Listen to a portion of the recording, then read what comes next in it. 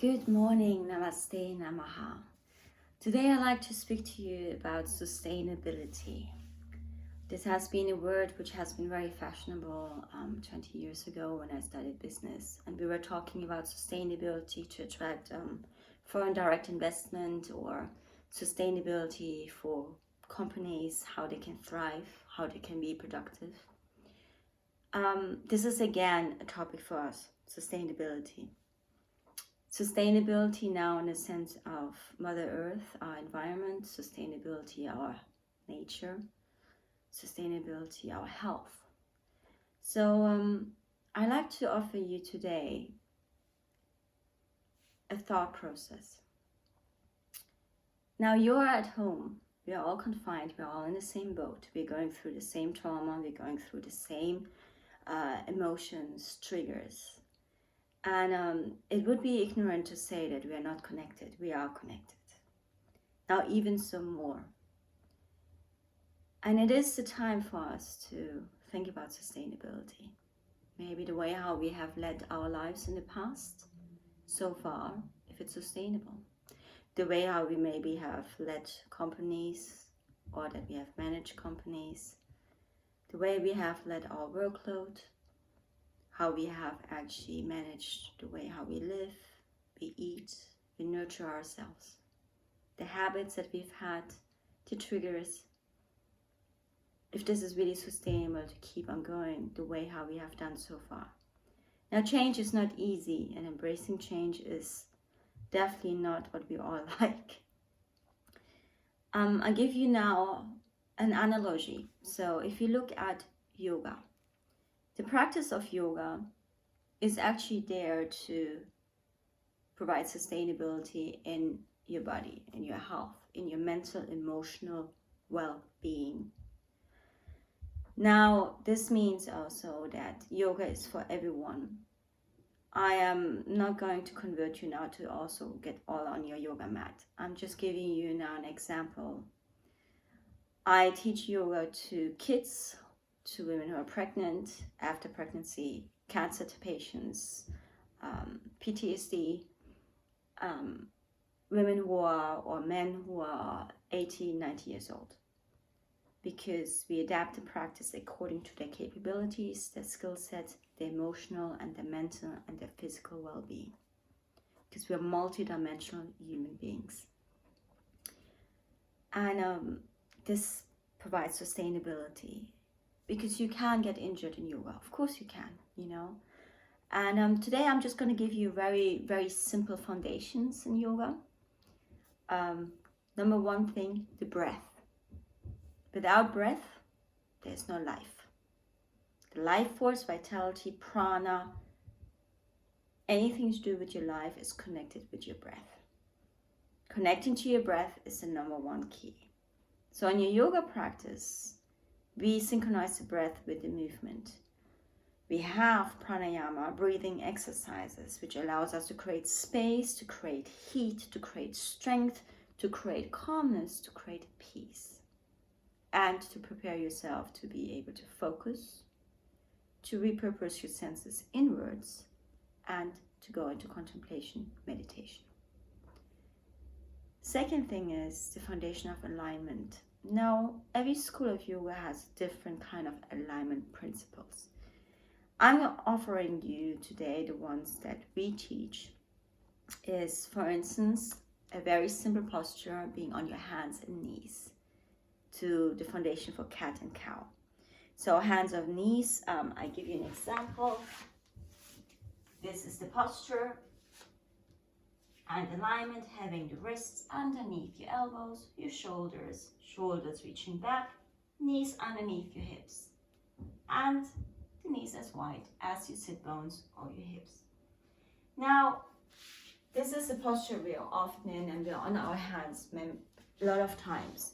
What happens in my hands here will also direct what happens in the whole arm. So which means if my hand rotates inwards, it will automatically rotate inwards, the shoulder. If my hand rotates outwards, it will automatically rotate outward. What does that mean? What is sustainable between these two postures? Now I give you a third one, having my hands directly, wrist, elbow, and shoulder in one line, where the index finger will be parallel to the side edge of the mat.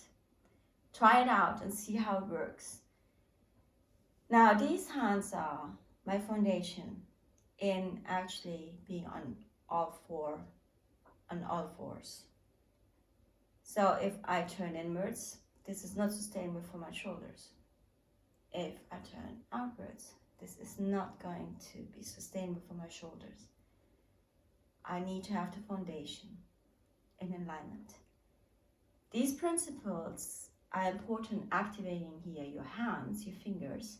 So you're activating your thumb knuckle, your index knuckle, and your pinky.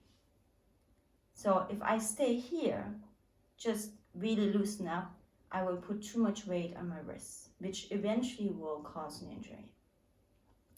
If I'm going to be too much outward rotated, my shoulder is not going to like that. And inwards, the same. So I'm giving you an example being on your hands and knees. I'm activating my finger knuckles.